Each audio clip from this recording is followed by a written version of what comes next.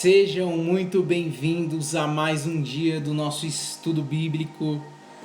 Que alegria receber os comentários, receber feedbacks, receber testemunhos de pessoas aí que vão se desenvolvendo na caminhada, vão se desenvolvendo na leitura da palavra, vão se encontrando, se descobrindo, vão firmando a sua aliança com Jesus, vão firmando o seu compromisso e vão encontrando respostas, vão encontrando um socorro, um alívio, vão encontrando alegria na presença e na palavra de Deus.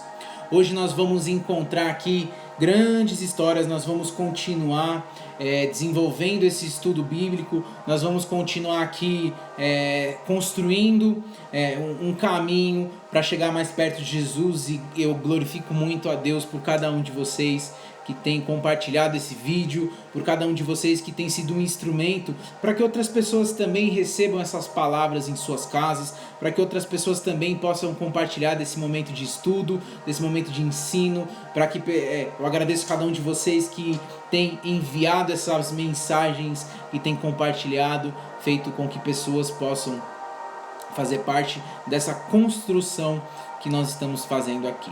Nós vimos no capítulo de ontem, nós vimos de Gênesis 4 até Gênesis capítulo 6, nós vimos o princípio, nós vimos ali o primeiro assassinato da história, nós vimos ali os primeiros princípios de ofertas, de adoração, nós vimos ali um princípio de sacrifício, nós vimos ali no capítulo 4 o irmão matando o outro, nós vimos um princípio de intriga e de conflitos familiares, que é algo muito presente no livro de Gênesis e nos nossos livros atuais.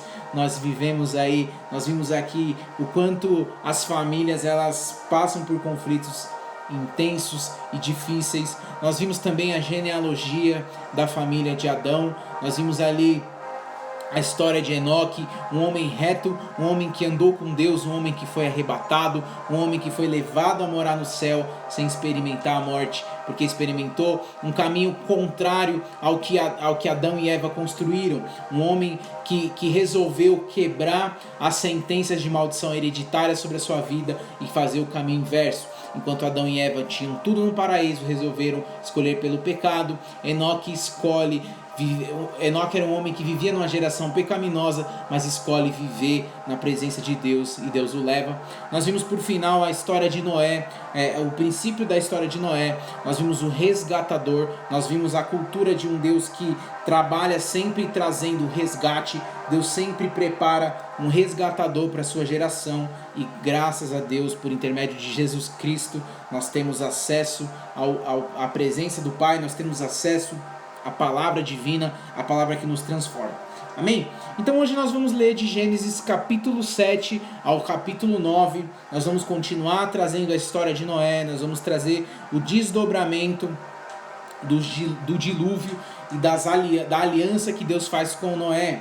Mas antes de adentrarmos, de mergulharmos nessa palavra, eu queria por alguns instantes fazer uma oração para que Deus venha trazer a tua presença, para que Deus venha derramar a tua glória em nossas vidas e que abra o nosso entendimento. Vamos orar?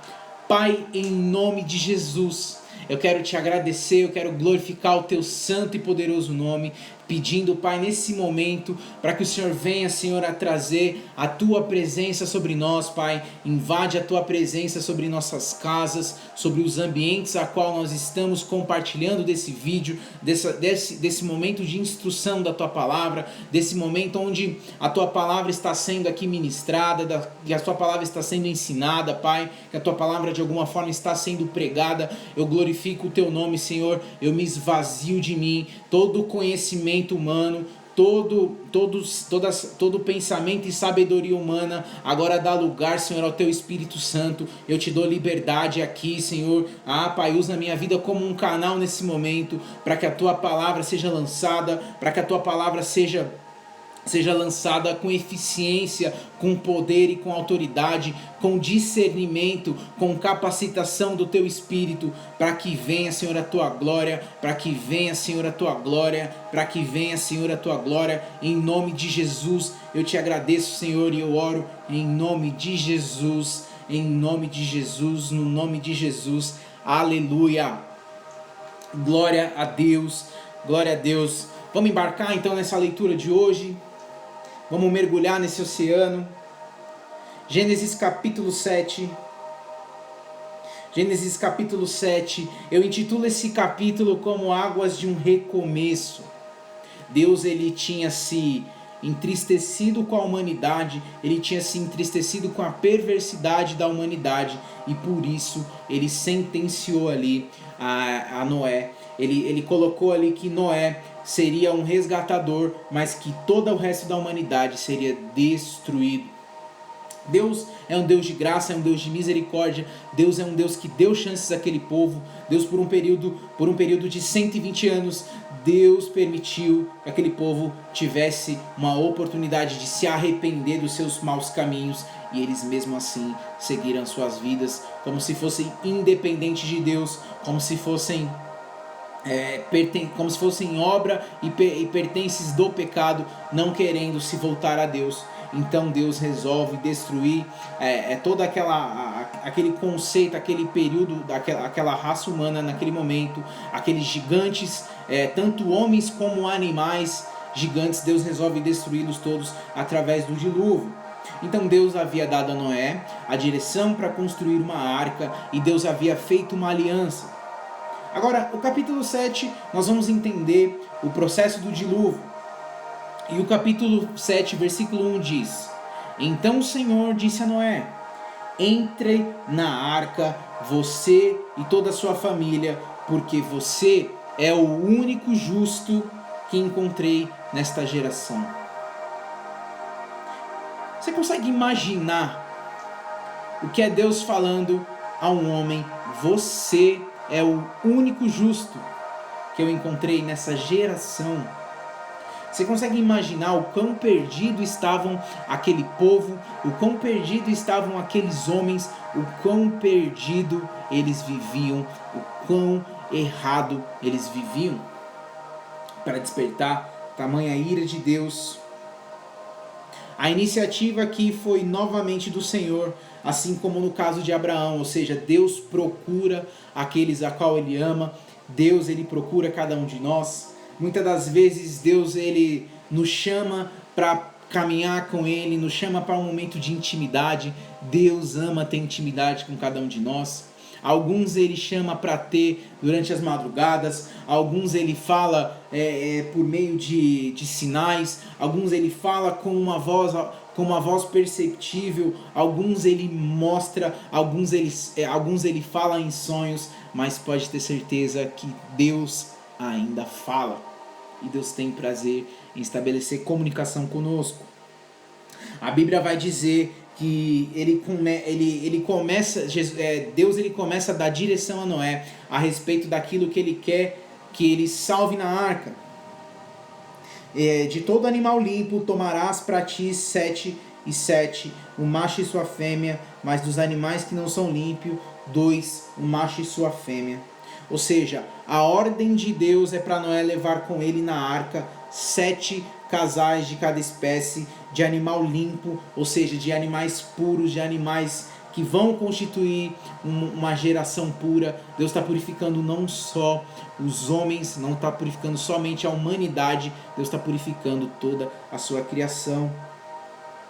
Deus, ele fala sobre animais que não estão limpos, ou seja, ele estabelece aqui esses animais que não estão puros, eles podem servir como alimentação ou como sacrifício, para que quando as águas baixassem da arca, nós não temos a perfeita descrição do que Deus estava aqui dizendo, mas provavelmente para que fossem espécie de alimentos também para esses outros animais.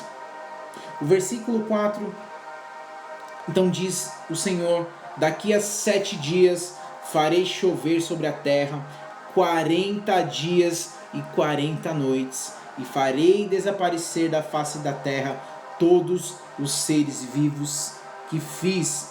Aqui nós temos um princípio muito interessante, um dado muito importante, e durante o decorrer dessa nossa construção, da nossa leitura bíblica, eu vou citando para vocês, e vocês vão perceber que Deus trabalha especificamente com um período de 40 dias. 40 dias significa... 40 dias é um bastante bem significativo, ele representa a plenitude de um tempo com Deus. 40 dias ele representa um ciclo de plenitude com o Senhor. Nós vamos ver o Senhor agindo sempre, trabalhando sempre em volta desse número 40, sempre um ciclo de 40. O povo ficou por 40 anos no deserto. Jesus jejuou por 40 dias no deserto. Aqui Noé recebe do Senhor que o dilúvio vai durar durante 40 dias e 40 noites. Ou seja, Deus trabalha num ciclo perfeito, um ciclo de plenitude. Nós trabalhamos o número de 40, baseados naquilo que o Senhor faz. E o versículo 5 vai dizer: Deus, ele cumpre a tua palavra. Noé fez tudo como o Senhor lhe tinha ordenado. Noé tinha 600 anos de idade quando as águas do dilúvio vieram sobre a terra. Noé, seus filhos, sua mulher e as mulheres de seus filhos entraram na arca por causa do grande dilúvio. Casais de animais grandes, puros e impuros, de aves e de todos os animais pequenos se movem rente ao chão. Vieram a Noé e entraram na arca como Deus havia ordenado. Eu fico imaginando a cena de animais vindo até a arca, entrando na arca. Há um filme fantástico a respeito da história de Noé. E num determinado momento, quando os animais começam a vir, a primeira vez que eu assisti esse filme no cinema, eu lembro que eu fiquei muito arrepiado, eu fiquei, cara, alucinado de imaginar a perfeição da obra de Deus e da ordem de Deus, de fazer toda a sua criação se manifestar e cumprir com obediência aquilo que ele faz. O texto vai falando sobre a descrição desses animais que foram entrando. O versículo 17 vai dizer aqui: 40 dias durou o dilúvio sobre a terra, e as águas aumentaram e elevaram a arca acima da terra.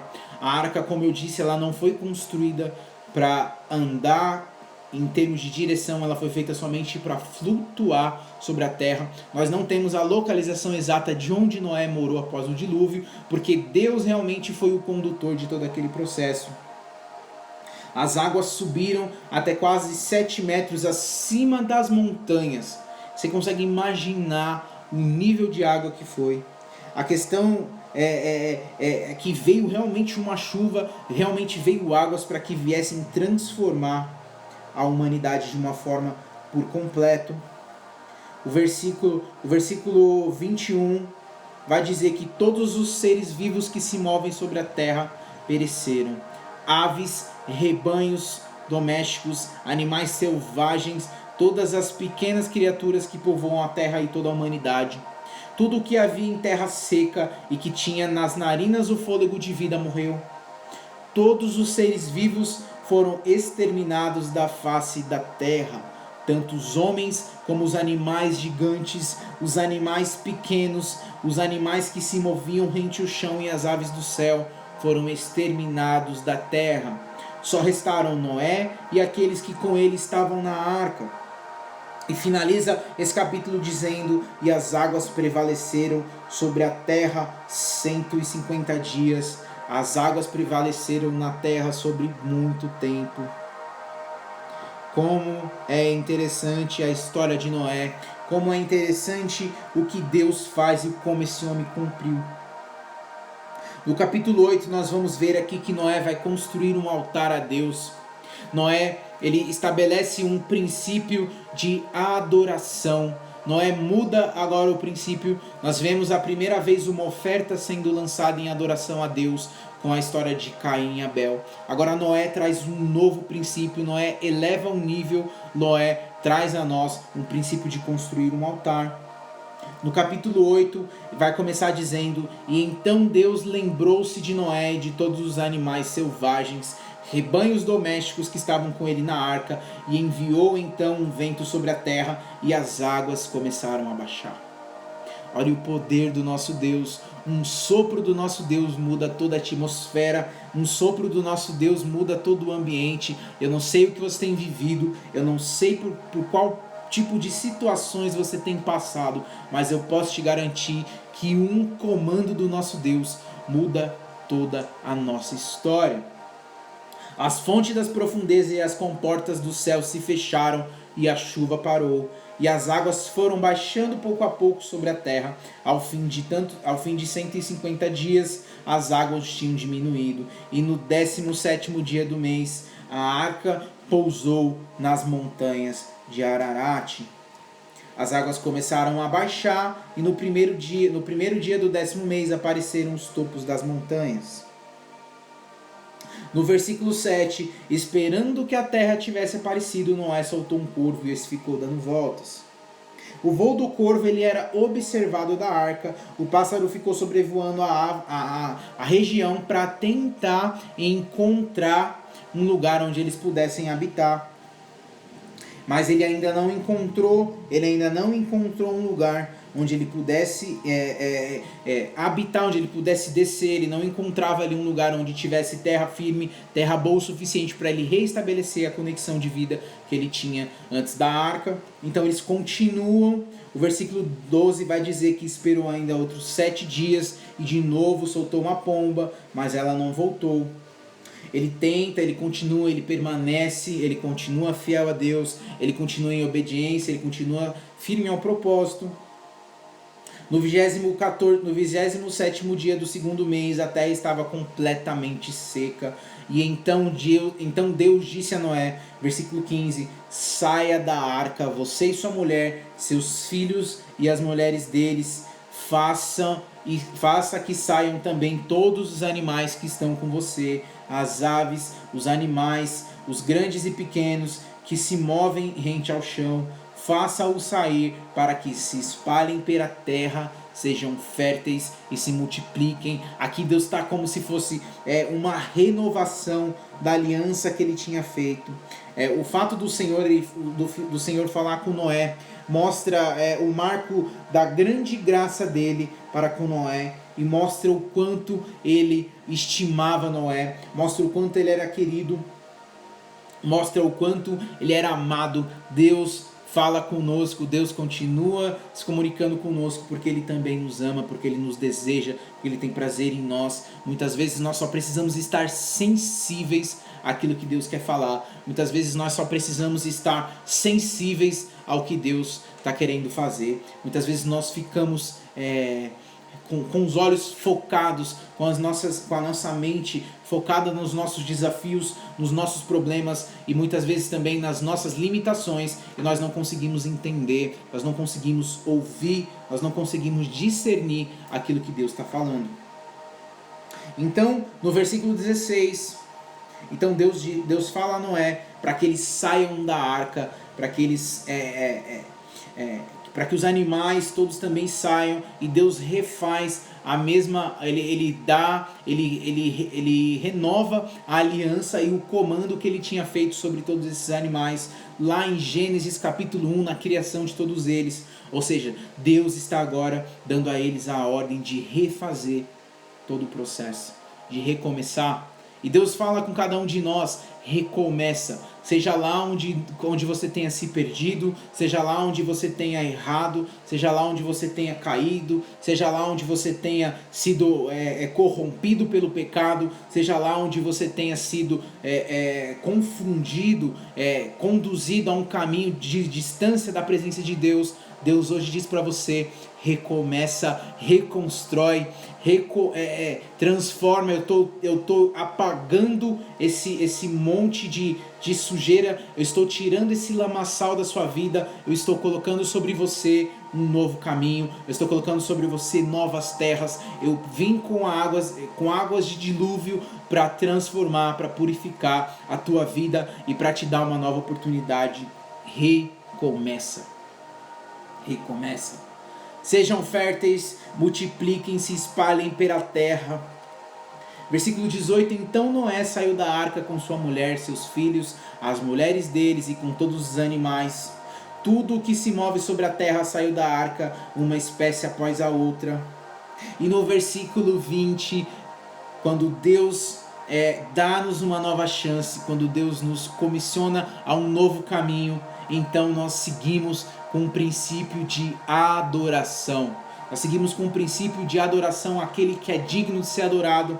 Então Noé estabelece um altar. Olha o que diz o versículo 20. Noé muda os níveis de adoração. Noé eleva o nível de adoração. Noé eleva o nível de entrega ao Senhor. Ele constrói um altar de adoração.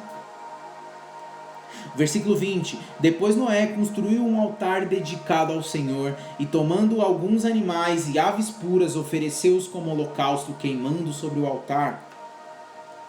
E o Senhor sentiu o aroma agradável e disse a si mesmo: Nunca mais amaldiçoarei a terra por causa do homem, pois o seu coração é inteiramente inclinado para o mal desde a infância.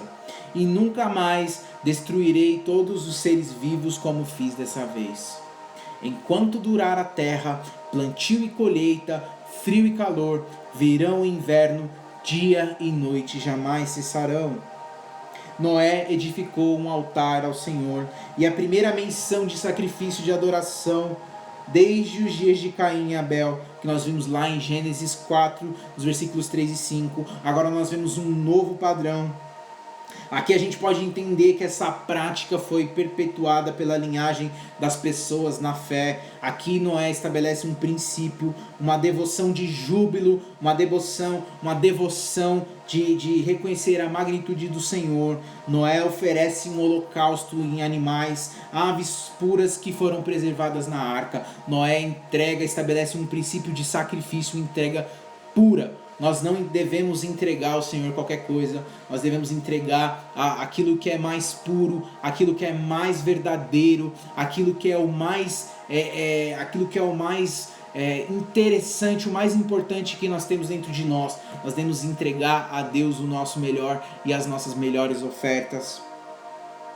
E o Senhor sentiu um cheiro suave, um aroma agradável dessa oferta. Nós vemos aqui a primeira menção de que o Senhor e o mundo espiritual existem odores, eles sentem cheiros, nós temos cheiros, e quando nós exalamos o bom perfume de Cristo, quando nós exalamos o bom perfume do Senhor, as trevas retrocedem. Onde quer que nós vamos, esse bom perfume que nós carregamos, esse bom perfume do reino dos céus, esse bom perfume que é derramado sobre nós, ele vai à frente, e o inimigo já sabe que os representantes do reino do Senhor estão chegando. Nós exalamos, nós somos chamados a exalar o bom perfume de Cristo. Então, por causa dessas palavras, suave cheiro agradável, nós podemos compreender que os sacrifícios eram aceitáveis e agradáveis a Deus. Nós temos lá o exemplo de Caim e Abel. Houve um sacrifício que foi aceito e houve um sacrifício que foi negado. Houve um sacrifício que foi agradável ao Senhor e houve um sacrifício que não foi plausível ao Senhor. Nós vamos ver essa referência no livro de Levítico. Nós vamos estudar muito sobre sacrifícios e ofertas. Então o Senhor, ele recebe as ofertas de Noé como um ato de adoração.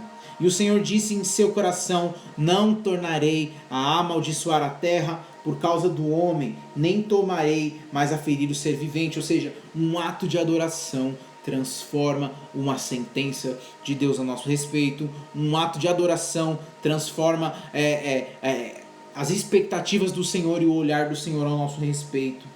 A terrível devastação que a terra tinha causada pelo dilúvio, ela nunca mais se repetiria por um ato de adoração. Você não pode imaginar o poder que a sua adoração pode causar. Você não tem noção do poder que a sua adoração pode causar. Você não tem noção do poder que um sacrifício de adoração feito por você, de maneira agradável, de maneira pura, de maneira verdadeira ao Senhor, você não tem noção do que ela pode causar. Contudo, agora Deus promete, esse juízo esmagador não se repetiria. Deus ele promete que enquanto a terra durar, a semente, o frio e o calor, o verão e o inverno, o dia e a noite, eles nunca cessarão. As palavras nesse versículo, elas estão dispostas em uma forma de poema no livro original. Ela tem uma conotação poética, ou seja, isso não muda a forma do poder da revelação e do compromisso que Deus firmou aqui. Nós não podemos mudar que existe uma realidade. Existe uma realidade. Plantio e colheita é uma realidade. Se você planta, você colhe. Independente de ser do que você está escolhendo, tudo que você planta, você colhe. Isso não muda. Isso não é uma escolha minha. O que eu planto, eu colho. Não posso mudar porque ou é frio ou é calor. Não tem um meio termo. Verão e inverno, dia e noite. Tudo isso foram princípios que Deus estabeleceu com Noé, baseado no seu ato de adoração. E aí nós vamos caminhando para o último capítulo desse dia, nós vamos caminhando para o último capítulo desse estudo de hoje, nós vamos caminhando agora para Gênesis capítulo 9. Nós vamos ver que Deus faz uma aliança com Noé. Nós vimos o princípio do dilúvio, nós vimos o quanto Deus havia se chateado, o quanto Deus havia se magoado, se entristecido, que Deus usou palavras, expressões de arrependimento referente à criação devido à perversidade que o homem tomou. E veio o dilúvio, veio todo aquele sacrifício, veio aquela questão horrorosa de destruição, de morte. Mas Deus escolhe uma família, Deus envia um resgatador, Deus não entrega a sua obra, Deus não desiste daquilo que fez, Deus não desiste daquilo que começou, Deus é fiel para cumprir, Deus é poderoso e Deus é justo. Então, a partir de Noé, a humanidade agora é restaurada. Capítulo 9, Gênesis capítulo 9, versículo 1, Deus abençoou Noé e seus filhos, dizendo: sejam férteis, multipliquem-se, encham a terra. Deus coloca a renovação da sua promessa feita lá em Adão, agora sobre Noé. Sejam férteis, multipliquem-se, encham a terra. Deus renova a promessa, Deus renova a aliança, gerações passam, gerações mudam, gerações fazem escolhas diferentes, gerações abandonam o Senhor, mas o Senhor não abandona a sua própria palavra, o Senhor não abandona os seus princípios, o Senhor não desistiu de você, o Senhor não desistiu dos seus processos, o Senhor não desistiu da palavra que foi liberada sobre você, o Senhor não desistiu dos propósitos liberados sobre vocês. Então somente creiam, sejam fiéis, sejam firmes, suportem o processo. Deus não desistiu daquilo que liberou sobre cada um de vocês. Sejam férteis, multipliquem-se. Deus renova a aliança que fez com Adão. A promessa liberada sobre Adão, agora Deus coloca sobre Noé. Todos os animais da terra tremerão de medo diante de vocês, e os animais selvagens, as aves do céu, as criaturas que se movem rente ao chão, e os peixes do mar, eles estão entregues em tuas mãos. A bênção de Deus na família de Noé estabelece um novo começo para a humanidade. O verbo abençoou expressa a ideia de prazer, a ideia de ternura e satisfação de Deus para cada um daqueles homens, dos seus filhos de Noé, dos filhos de Noé e da família de Noé. Frutificai, multiplicai-vos e enchei a terra. Esta foi a ordem que o Senhor deu desde o início. Agora Ele renova, entre outras coisas, o repovoamento da terra pela família de Noé. Significa que a sociedade começava de novo. Deus estava reescrevendo a história, mas agora a história estava dividida em duas eras, a pré-dilúvio e o após-dilúvio. Nós estamos vendo uma divisão, assim como existe um calendário antes de Cristo e depois de Cristo. Nesse princípio aqui nós vemos que quando um resgatador chega, ele muda a história.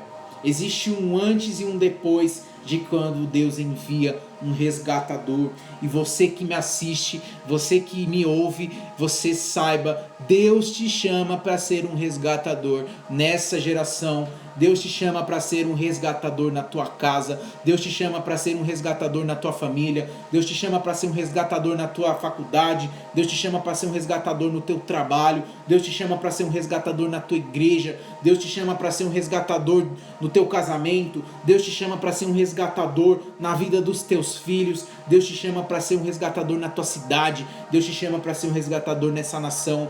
Assuma agora o teu papel, levanta, olha para cima. Deus te chama a ser um resgatador. Existe um antes e um pós um resgatador, e Deus te chama para fazer a diferença onde quer que você esteja, onde quer que Ele colocou. Deus te chama. Deus não se preocupa com a sua atuação, não, Deus não se preocupa com a sua situação atual. Deus não se preocupa se você acredita ainda não está preparado. Deus não se preocupa se você acredita que ainda precisa passar por um processo maior. Deus te chama como um resgatador para um povo, para uma história, para mudança de vidas através do teu posicionamento. Noé foi um resgatador. Existe um pré e um pós-dilúvio. Existe um pré e um pós a resposta de um homem de Deus. Deus nos usa como resposta às tentativas do mal. Deus usa homens e mulheres de Deus como respostas, como resgatadores, como pessoas que são usadas para mudar as histórias, pessoas que são usadas para levar uma nova realidade, uma realidade do reino. Assuma o teu papel. Resgatadores, levantem-se. Levantem-se. E será vosso temor e o vosso pavor sobre todo animal e sobre toda ave do céu e tudo que se move na terra, se move dos peixes do mar, na vossa mão serão entregues. Deus fala novamente sobre uma segunda renovação de promessa, sobre uma segunda renovação de princípio. Lá no começo Deus diz a Adão: multipliquem, sejam férteis, fecundos. Deus dá a ele também o domínio sobre o mundo. Deus dá a ele a capacidade de subjugar a terra. E agora ele renova isso em Noé. A bênção de Deus aqui, ela é muito maior do que a primeira. Agora os animais e os pássaros, eles teriam temor natural dos seres humanos e estariam sob o controle das pessoas. Eu não sou um homem muito da natureza. Eu confesso que eu não sou o homem que se dá muito bem com os bichos. Eu gosto muito de cachorros, mas a minha limitação aos animais, ela é muito grande. É até um pouco vergonhoso dizer isso aqui, mas eu não posso mentir. Eu não sou um homem muito ligado aos animais. Eu não tenho um contato muito bom. Mas é fato que quando os animais eles nos veem, eles têm um temor natural. A palavra de Deus foi lançada aqui sobre essas, foi colocada uma sentença de Deus, foi feita aqui uma nova aliança e existe até hoje. Os animais temem sim aos seres humanos, eles enxergam um temor natural. E vai se colocando um novo contexto. O versículo 3 vai dizer: tudo que se move lhe servirá de alimento. Tudo o que vive e se move lhe servirá de alimento. Assim como lhe dei os vegetais, agora lhe dou todas as coisas. Mas não comam carne com sangue, que é vida. E a todo que derramar sangue, tanto homem como animal, pedirei contas. E a cada um pedirei contas da vida do seu próximo. Antes nós tínhamos uma base que alguns usam como base bíblica para dizer que não se deveriam comer carne, para dizer que não se deveriam comer carne de animais. Mas aqui nós vemos uma palavra de Deus, uma nova ordem, uma nova ordenança, um novo poder de escolha ao homem. Tudo que vive e se move lhe servirá de alimento. Assim como lhe dei os vegetais, agora lhe dou todas as coisas. Agora existe um princípio, Deus diz assim, eu te dou todas as coisas, mas existe uma forma certa de obter todas as coisas. Então diz aqui, mas não comam carne com sangue, porque é vida. E nós vamos estudar esses princípios um pouco mais profundo lá na frente, nos livros específicos da lei. Agora, certamente requerei o vosso sangue. Mais sagrada do que a vida dos animais é a vida de uma pessoa. Nós vimos o comportamento e nós vimos que Caim foi talvez o primeiro ser humano a ser amaldiçoado por Deus, porque cometeu um crime, porque tirou a vida de alguém. Os animais eles poderiam ser mortos para a questão da alimentação, mas nenhum assassinato seria tolerado por Senhor.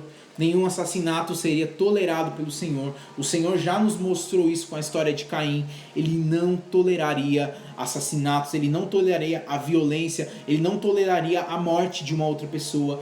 Só o Senhor é Deus e só o Senhor poderia ter o controle, o domínio sobre dar e tirar a vida de alguém.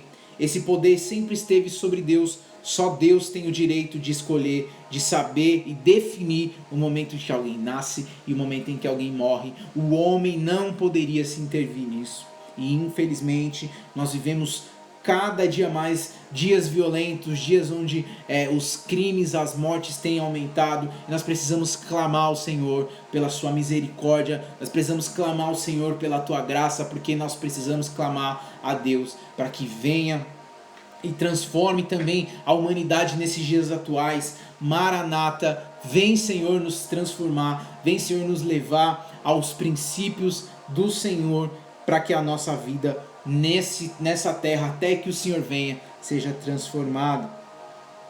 Versículo 6: quem derramar sangue do homem, pelo homem seu sangue será derramado, porque a imagem de Deus foi o homem criado. Quem derramar sangue do homem, pelo homem do seu sangue será derramado, porque a imagem de Deus foi o homem criado. Mas vocês sejam férteis e multipliquem-se, espalhem-se pela terra, proliferem nela. Então Deus disse a Noé e seus filhos que estavam com ele: vou estabelecer a minha aliança com vocês, seus futuros descendentes. Quem derramar o sangue do homem, pelo homem seu sangue será derramado. Deus fez o homem conforme a sua imagem e semelhança, e essas palavras elas foram ditas com o intuito de causar um impacto, com causar uma notoriedade. Você não pode destruir aquilo que Deus fez, a sua imagem e semelhança. Deus está enfatizando isso, que ele não aceitaria a destruição da humanidade nesse sentido de morte. A imagem de Deus, como nós vimos lá em Gênesis no capítulo 1, versículo 26, nós vimos também no capítulo 5, no versículo 1, citações, essa imagem ela ainda está no homem. O pecado não destruiu completamente essa imagem e semelhança de Deus. Muito pelo contrário, o pecado sim nos faz uma separação de Deus. O pecado ele nos faz uma separação daquilo que nós vivemos, mas o pecado não tem o poder de mudar a criação de Deus. O pecado não tem o poder. Deus dá mais valor ao ser humano do que a qualquer outra criatura que ele teve, a qualquer outra criação que ele teve, porque o ser humano possui a sua imagem e a sua semelhança. A sua imagem e semelhança. Então Deus disse a Noé e seus filhos: vou estabelecer com vocês a minha aliança e com seus futuros descendentes e com todo ser vivo que está com vocês, as aves, os rebanhos domésticos, os animais selvagens e todos os que saíram da arca com vocês, todos os seres vivos da terra. Deus está aqui. Essa daqui é a segunda ocorrência desse importante conceito de aliança. Deus prometeu que estabeleceria sua aliança com Noé, e aqui ele realiza essa grande obra.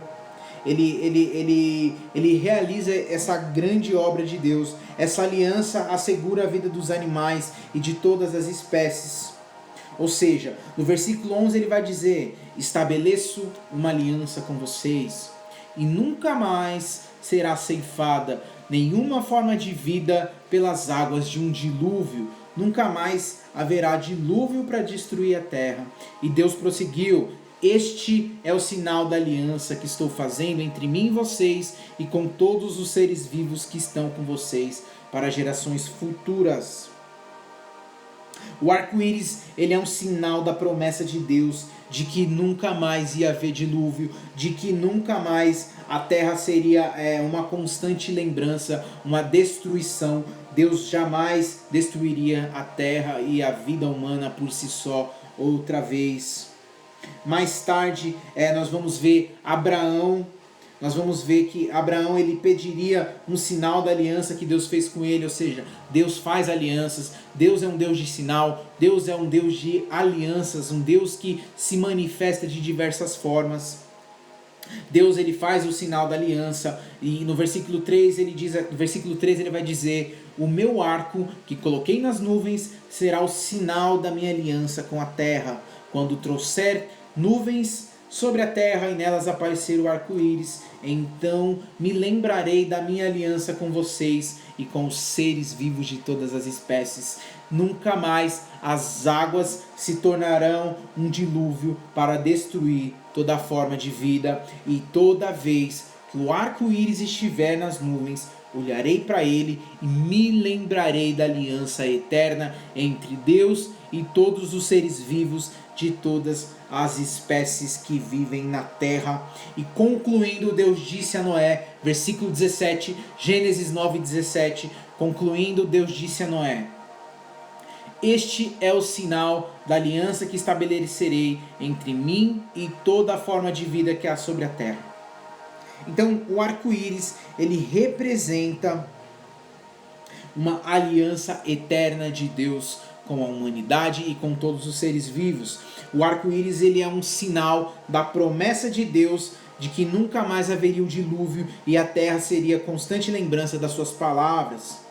Mais tarde, como eu disse aqui, Abraão vai estabelecer uma nova aliança, outras alianças vão ser firmadas com Deus, mas essa aliança que Deus fez com Noé, ela é irrevogável, ela não muda. As alianças que Deus faz, elas são irrevogáveis. Deus não quebra a sua aliança, Deus não muda suas promessas, Deus é um Deus imutável, Deus ele não diferente de nós humanos, ele não se baseia em circunstâncias. Deus, pelo contrário, ele cumpre a sua palavra e ele faz tudo conforme é prometido.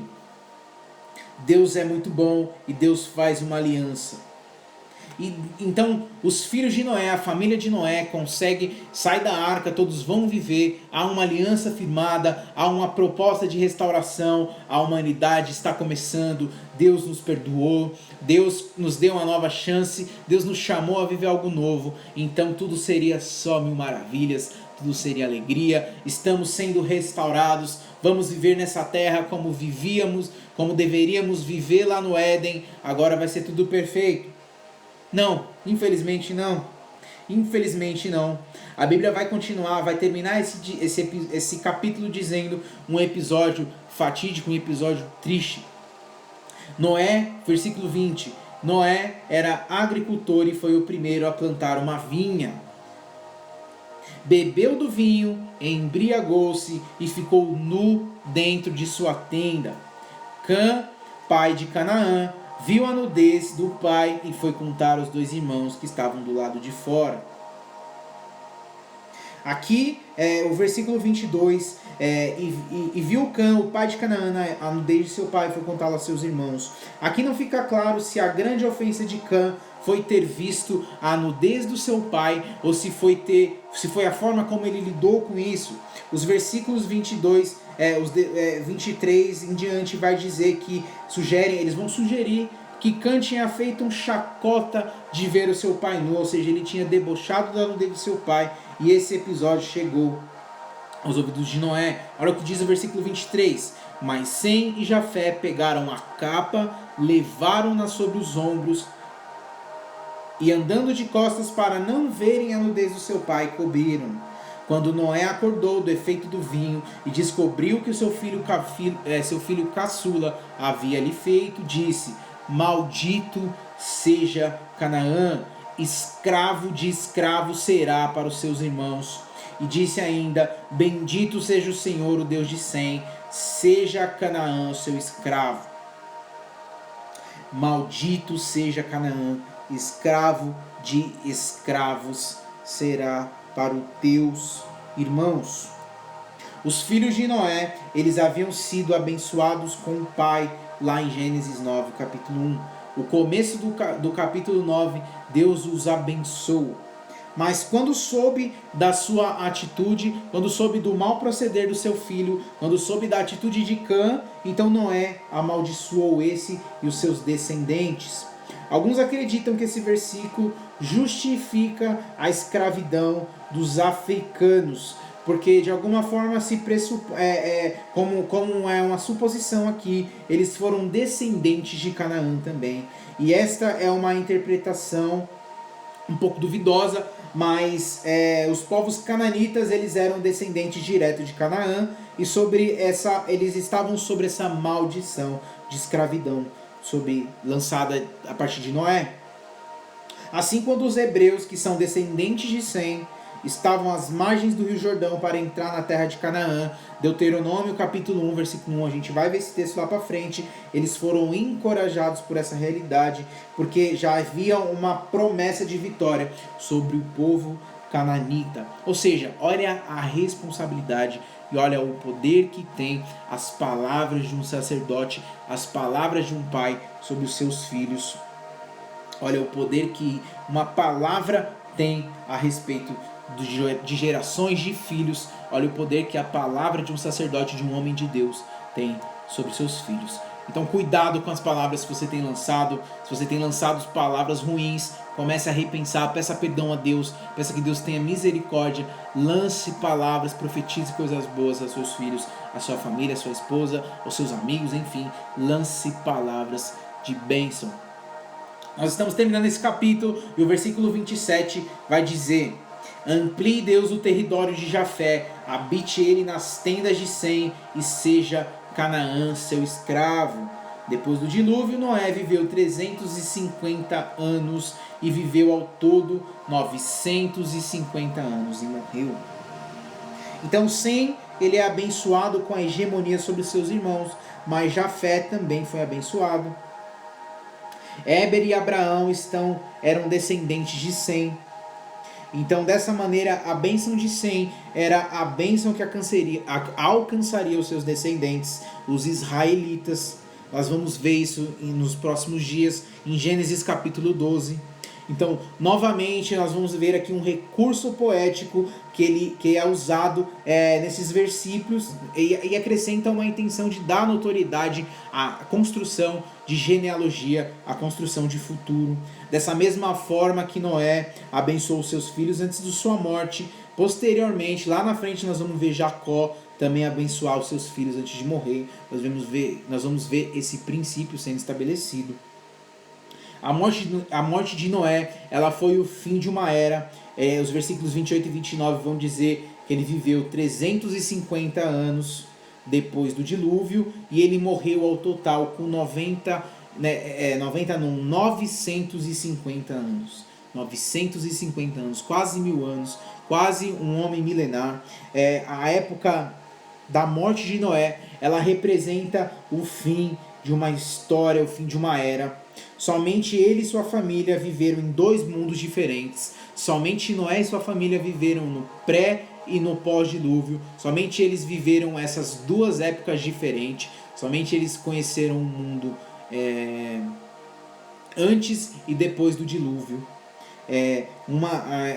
A longa vida de Noé, ou seja, os seus 950 anos, deu-lhe a oportunidade de transmitir a seus muitos descendentes a dramática história que eles viveram, a dramática história que a família deles viveram. Ele teve a oportunidade de passar essa história da criação, essa história do começo até essas gerações. Pessoas de diferentes culturas que foram sendo criadas em muitos lugares conhecem histórias de uma grande enchente no passado, independente da crença. Todos os lugares nesse mundo conhecem a história dessa grande enchente, os detalhes que cada uma podem ser diferentes, mas o tema central ele permanece. Pessoas em diferentes lugares do mundo reconhecem que houve um grande dilúvio, ou seja, independente de qual seja a sua crença, independente de qual seja a fé que você um dia confessou, Deus e a sua palavra estão fincadas em todos os lugares do mundo. Noé viveu 950 anos e cumpriu os propósitos de Deus. E aí, você também quer finalizar a tua vida cumprindo os propósitos de Deus? Como é bom ouvir, aprender, desmistificar a palavra e entender a forma de Deus trabalhar. Mais um dia, nós chegamos ao final. É muito sacrificante, é muito também edificante construir esse processo. Nem sempre a leitura bíblica vai ser algo fácil aí na sua realidade, na sua casa. Problemas podem se colocar para querer impedir o fluir da sua leitura. Problemas podem se levantar para impedir o fluir do seu desenvolvimento nesse processo todo. Permaneça firme, permaneça fiel. Nós temos a tendência a começar muito bem os projetos, mas depois nós vamos alçando o voo e vamos desanimando. Não seja esse o teu caso. Seja forte, permaneça, conte comigo, estou aqui para te ajudar. Vamos em frente. Deus vai fazer a diferença nesse ano em nossas vidas a partir do conhecimento da sua palavra. Fiquem com Deus, compartilha esse vídeo com todo mundo, envia para todo mundo, compartilha nas suas redes sociais. Eu conto com sua ajuda. Vamos construir um mundo à luz da palavra de Deus. Vocês fiquem na paz e com o amor de Cristo. Deus os abençoe.